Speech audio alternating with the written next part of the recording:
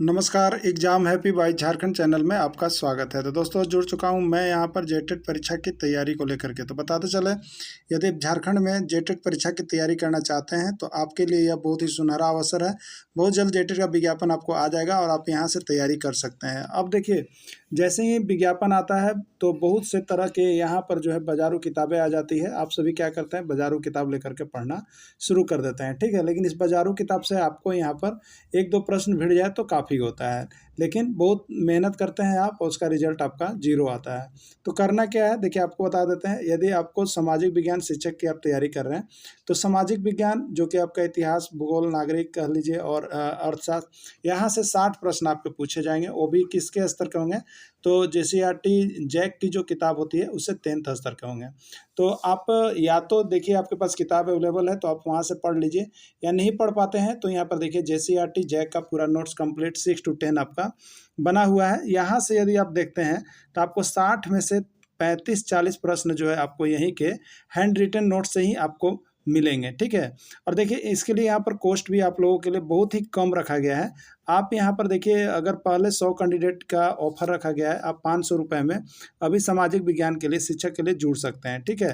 लेकिन जब यह सीट फुल हो जाएगी तो आपको यहाँ पर लगने लगेंगे 1000। तो आप यदि चाहते हैं तो पहले आओ और पहले पाओ के तर्ज पर अभी यहाँ पर जो है आप 500 रुपये में अपना रजिस्ट्रेशन फुल टाइम करवा सकते हैं और यह लाइफ टाइम होगा, ठीक है। इसमें क्या मिलेंगे आपको, तो आपको सबसे पहले PDF मिलेगा, उसके बाद उसका वीडियो मिलेगा और उसके बाद आपको बात करने की सारी सुविधा मिलेगी। और यहाँ पर जो विभिन्न राज्यों में अब तक पात्रता परीक्षा हुई है उसका सारा जो है प्रश्न पत्र यहाँ पर आपको करवाया जाएगा, सोल्व करवाया जाएगा। तो आप अगर यहाँ पर जुड़ते हैं तो आपको 101% जो है आप यहाँ पर 60 से 70% मार्क्स आपके अवश्य आएंगे जेटेट परीक्षा में। तो आप अगर 60 से 70% मार्क्स लाना चाहते हैं तो जुड़ जाइएगा, ठीक है। तो चलिए अब हम यहाँ पर देखते हैं आपके लिए सामाजिक विज्ञान के महत्वपूर्ण प्रश्न। रॉलेट एक्ट क्या था, आपको बताना है। रॉलेट एक्ट क्या था, प्रश्न यहाँ से एक छपेगा आपका। देखिए रॉलेट एक्ट क्या था, राजनीतिक कैदियों को 2 साल तक बिना मुकदमा चलाए जेल में रखने से संबंधित एक कानून था रॉलेट एक्ट, जिसमें अगर कोई राजनीतिक है तो उसको सीधे, अगर अंग्रेजों के खिलाफ कोई संघर्ष कर रहा है राजनीतिक पार्टी, तो उसको सीधे क्या था, बिना पूछे ताछे उसको 2 साल तक बिना मुकदमा चलाए जेल में रखने से संबंधित एक कानून था। और इसी कानून को जो है क्या कहा जाता था, इसी कानून को काला कानून भी कहा जाता है। इसी कानून को काला कानून कहा जाता है। पूछता है प्रश्न कि किस कानून को काला कानून कहा जाता है, तो आप याद रखिएगा रॉलेट एक्ट। किसको, रॉलेट एक्ट। और इसी को कहा गया है, देखिए एक कहावत भी है, बिना अपील, बिना वकील, बिना दलील भी कहा जाता है। पूछा गया प्रश्न है कि किसको बिना अपील, बिना वकील, बिना दलील भी कहा जाता है, तो वही तो है रॉलेट एक्ट, ठीक है। अब देखिए यहाँ पर रॉलेट एक्ट 1919 ईस्वी में इंपीरियल लेजिस्लेटिव काउंसिल द्वारा पारित किया गया था। पूछा गया प्रश्न है कि रॉलेट एक्ट को कब पारित किया गया, किस काउंसिल द्वारा पारित किया गया, तो याद रखिएगा इंपीरियल लेजिस्लेटिव काउंसिल द्वारा पारित किया गया, ठीक है। देखिए आपका जेटेट जो है ना, यहाँ इतिहास का आपको बता दें, क्लास 6 का जेसीईआरटी का पूरा कंप्लीट वीडियो बना दिया गया, क्लास 7 का हिस्ट्री का भी पूरा कंप्लीट वीडियो बना दिया गया। अब देखिए यहाँ पर आपका 8 क्लास का चल रहा है, तो ये आप इसके पहले नहीं देखे हैं तो आप इसका सारा नोट्स, PDF और वीडियो यहाँ से लेना मत भूलिएगा। आप बहुत जल्द यहाँ से खरीद करके पढ़ लीजिएगा। उसके लिए आपको लग रहे 499 रुपये। तो अभी जुड़े और अभी तुरंत तैयारी में लग जाए। चलिए देखते हैं अगला महत्वपूर्ण प्रश्न। खिलाफत आंदोलन के नेता कौन थे, पूछा गया है खिलाफत आंदोलन के नेता कौन थे। देखिए यहाँ पर जो खिलाफत आंदोलन चलाया जा रहा था उसको यहाँ पर राज्य में घूम करके जो है इसका प्रचार कर रहे थे, तो उसका नेता जो माना गया था वो देखिए मोहम्मद अली और शौकत अली, ये ऑप्शन में रहेगा। खिलाफत आंदोलन के नेता कौन थे, तो आप याद रखिएगा मोहम्मद अली और शौकत अली जो थे वो खिलाफत आंदोलन के नेता थे, ठीक है। देखिए जालियांवाला बाग हत्याकांड कब हुआ, जालियांवाला बाग हत्याकांड कब हुआ। देखिए ये तो बहुत ही इंपॉर्टेंट प्रश्न है। जालियांवाला बाग हत्याकांड का पूरा टॉपिक आप देख के जाइएगा क्योंकि आपके जेसीईआरटी किताब में इंक्लूड है, ठीक है। तो ये कहाँ हुआ था, अमृतसर में हुआ। कब हुआ, 13 अप्रैल 1919 ईस्वी को। तो क्या था, जो यहाँ पर खिलाफत आंदोलन जो चलाया जा रहा था उसी के विरोध में यहाँ पर क्या थे, अंग्रेज थे। और सभी जो यहाँ पर स्वदेशी लोग थे वो क्या कर रहे थे, घूम घूम के आंदोलन चला रहे थे, जिसके लिए एक मीटिंग रखी गई थी, जिसके लिए क्या किया गया था, जालियांवाला बाग जहाँ था, वहाँ एक मीटिंग रखा गया था जिसमें ये बातें स्पष्ट की गई थी, जो अंग्रेज अधिकारी को पता था और वो इसको नहीं चाहते थे। तो जब मीटिंग में सभी लोग शामिल हो गए तो वहाँ पर क्या किया गया, जनरल डायर ने गोलियां चलवा दी, जिससे यहाँ पर बहुत से लोगों की मृत्यु हो गई थी और वही बाग जो है जालियांवाला बाग हत्याकांड कहलाया। ठीक है। गांधी जी ने सविनय अवज्ञा आंदोलन का आरंभ किस महत्वपूर्ण घटना के साथ किया था, यानी सविनय अवज्ञा आंदोलन जो शुरू हुआ था वो किसके लिए हुआ था? तो देखिए गांधी जी ने यहाँ पर क्या किया था, अंग्रेजों ने नमक कानून बना दिया था। ठीक है। वो नमक कानून के अनुसार यहाँ पर गांधी जी उसका विरोध कर रहे थे। तो विरोध कर रहे थे तो क्या हुआ, वे यहाँ पर 78 स्वयंसेवक समूह या दलों के साथ जो चल करके यहाँ पर दांडी में नमक कानून तोड़ करके ये सविनय अवज्ञा आंदोलन का शुरुआत किया था। तो सविनय अवज्ञा आंदोलन का शुरुआत किस घटना के बाद हुआ था, किस घटना के साथ हुआ? तो नमक कानून तोड़ करके हुआ था। अगला है अपने किस प्रसिद्ध पुस्तक में महात्मा गांधी ने कहा था कि भारत में ब्रिटिश शासन भारतीयों के सहयोग से स्थापित हुआ था और यह शासन इसी के सहयोग से चल रहा है? किस पुस्तक में कहा गया है? प्रश्न बहुत ही इंपॉर्टेंट है आपको। ठीक है। अपने किस पुस्तक में महात्मा गांधी ने कहा कि भारत में ब्रिटिश शासन भारतीयों के सहयोग से स्थापित हुआ है और उसी के सहयोग से चल रहा है? जिस दिन भारतीय साथ नहीं देंगे, अंग्रेज का यहाँ पर जो है शासन, ब्रिटिश का शासन जो है समाप्त हो जाएगा। किस में कहा गया था, किसने कहा था, किस प्रसिद्ध पुस्तक में कहा था? तो देखिए गांधी जी की एक पुस्तक है जिसका नाम है हिंद स्वराज। इसका नाम क्या है? हिंद स्वराज। यानी हिंद स्वराज पुस्तक में ही गांधी जी ने यह बातें कही थी, महात्मा गांधी ने, कि भारत में ब्रिटिश शासन जो है भारतीयों के सहयोग से स्थापित हुआ है और उसी के सहयोग से चल रहा है। उस पुस्तक का नाम हो गया हिंद स्वराज। और यह पुस्तक कब लिखा गया था, ये भी प्रश्न आया हुआ है कि हिंद स्वराज पुस्तक किसने लिखा? देखिए प्रश्न, इसीलिए हम आपको थोड़ा सा ऑनलाइन करा दे रहे हैं समय की कमी को देखते हुए। हिंद स्वराज नामक पुस्तक किसने लिखा? किसने लिखा? महात्मा गांधी ने लिखा। हिंद स्वराज पुस्तक कब लिखा गया? 1909 ईस्वी में लिखा गया। ठीक है। और हिंद स्वराज किसके द्वारा लिखा गया? महात्मा गांधी के द्वारा लिखा गया। इसमें क्या लिखा गया था? उन्होंने अपने पुस्तक में वर्णन किया था कि ब्रिटिश शासन जो है भारतीयों के सहयोग से स्थापित हुआ है, चल रहा है और उसी के शासन से ये चलते रहेगा। याद रखिएगा, हिंद स्वराज में ये बातें कही गई है। देखिए यदि आपको वीडियो अच्छा लगा तो लाइक कीजिएगा, शेयर जरूर कीजिएगा अपने दोस्तों को, जिससे कि सभी लोग यहाँ से लाभान्वित हो करके यहाँ पर जो शिक्षक पात्रता परीक्षा 2024 को पास कर सके। ठीक है। तो आप देखिए अभी का भी यहाँ पर जुड़ जाइएगा। सिर्फ और सिर्फ अभी नामांकन में आपको लाइफ टाइम के लिए 500 रुपये लग रहे हैं, जिसमें आपको सारे नोट्स, PDF, वीडियो, साथ कम में क्लासेज पूरी आपको दी जाएगी और बात करने की पूरी सुविधा दी जा रही है। तो आप यहाँ से जुड़ करके जरूर एक बार JCERT का पूरा कंप्लीट नोट्स देख लीजिएगा, नहीं तो ले जरूर। दक्षिण अफ्रीका से भारत आने पर गांधी जी का सबसे पहला सत्याग्रह आंदोलन कौन था? MVVI प्रश्न है, ये आपका JSSC में 3 बार पूछा गया है और लगभग एग्जाम में देखिएगा आपको आया हुआ है। तो इसके पहले गांधी जी कहाँ थे? दक्षिण अफ्रीका थे। दक्षिण अफ्रीका से कब लौट गए? 1915 ईस्वी में लौट गए थे। ठीक है।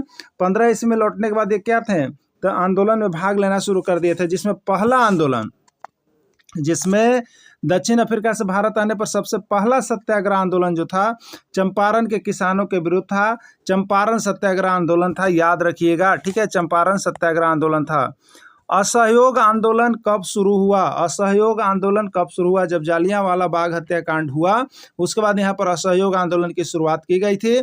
तो देखिए इसके लिए जो नियमावली पास किया गया था दिसंबर 1920 में ये बना था, लेकिन आंदोलन की जो शुरुआत की गई थी वो जनवरी 1921 में किया गया था। तो असहयोग आंदोलन की स्थापना कब हुई? तो आपको लिखना है 1920 ईस्वी में। और असहयोग आंदोलन शुरू कब से किया गया? तो जनवरी 1921 में। कन्फर्म रहिएगा एकदम। यहाँ से असहयोग आंदोलन अब तक 3 से 4 बार आपका पूछा गया है। ठीक है। यह शब्द किसने कहा? अस्पृश्यता को समाप्त किए बिना 100 साल तक भी स्वराज की स्थापना नहीं की जा सकती है। देखिए गांधी जी जो थे बहुत लंबे दूरों तक सोचते थे। वे जानते थे कि यदि भारत से छुआछूत की, यहाँ पर अस्पृश्यता को समाप्त अगर हम नहीं करते हैं तो 100 साल तक भी हम लड़ते रहेंगे, तो यहाँ पर मेरा अपना राज्य की स्थापना नहीं की जा सकती है। यह सोच किनका था? यह शब्द किनका था? ये महात्मा गांधी का शब्द था और इन्होंने ही अस्पृश्यता को यहाँ पर समाप्त किया। ठीक है।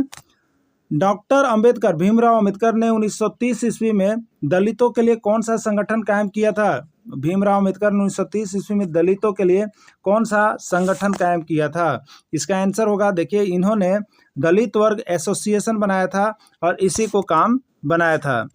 गिरमिटिया मजदूर कौन है, बहुत बार पूछा गया। गिरमिटिया क्या होता है, ठीक है, गिरमिटिया क्या है, गिरमिटिया क्या है, बहुत बार पूछा। देखिए गिरमिटिया है ना, अनुबंध पर काम करने वाले श्रमिक, अनुबंध पर एक एग्रीमेंट पर काम करने वाले श्रमिक को गिरमिटिया कहा जाता है, याद रखिएगा, ठीक है। गिरमिटिया किसको कहा जाता है, तो एग्रीमेंट पर, अनुबंध पर काम करने वाले श्रमिक को गिरमिटिया कहा जाता है। कौन थे, तो देखिए यहाँ पर लिख दिए हम, अनुबंध के आधार पर बहुत से मजदूरों को काम करने के लिए देखिए फिजी ले जाया जाता था, गयाना ले जाया जाता था, वेस्ट इंडीज ले जाया जाता था, और उन्हें वहीं पे रखा जाता है, और उन्हें एक समय सीमा के लिए ले जाया जाता था, 5 साल के लिए। 5 साल के अंदर वो यहाँ पर नहीं आ सकते थे, तो इसी को यहाँ पर नाम दिया गया गिरमिटिया, और ये मजदूर थे इसलिए इसको कहा जाने लगा गिरमिटिया मजदूर, याद रखिएगा।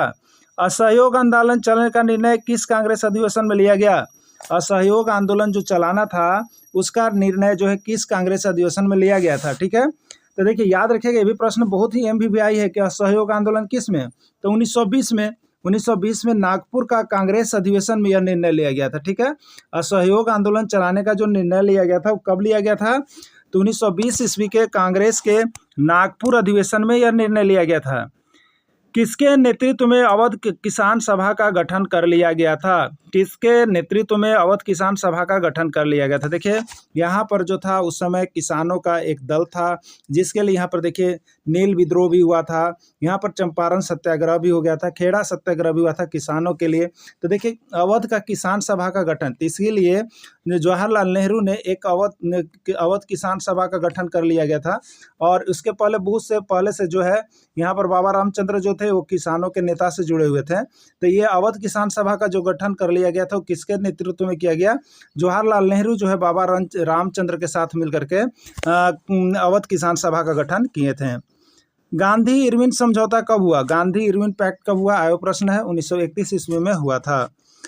और नींद्रनाथ टैगोर ने अपनी भारत माता के चित्र में भारत माता को किस तरह चित्रित किया है, ये याद रखिएगा, नाम अजूबा नाम है, सुने होंगे तो बहुत बढ़िया है, नहीं सुने होंगे तो सुन लीजिए। और नींद्रनाथ, रविंद्रनाथ टैगोर बड़े सुने होंगे।